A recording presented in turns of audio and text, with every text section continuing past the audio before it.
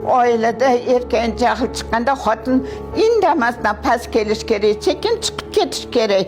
Yo bo'lmasa hop deb erini hurmatini ushlab turish kerak, gap qaytarish kerak emas hech ham. Aslo ayolingizga qattiq gapirmanglar akalar.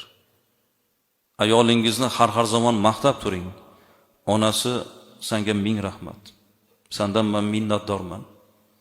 Sen bilan meni taqdirimni birga qilgan Allohimga hamdlar bo'lsin. Sen bilan men ko'p narsaga erishdim.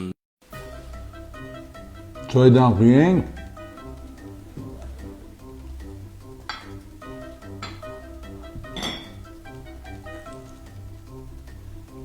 Nima jimsiz? Jimjitlik asarini ijro qilyapsizmi? Oilamiz nima tinch bu?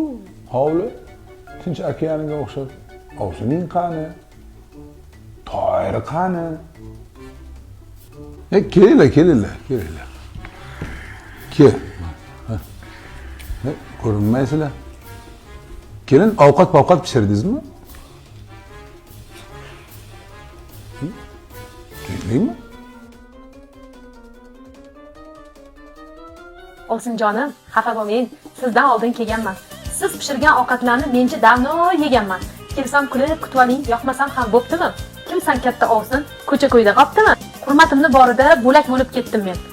Xizmat qilaverib chelak bo'lib ketdim men. Bugun ushbu she'r bilan hurmatingizni oshirdim. Idish, tovoq, qozon, o'choq hammasini topshirdim. Chertib tanlagan gap bu yoqda. Shuncha qizlar ichidan saralangan o'zingiz. Bo'lmasa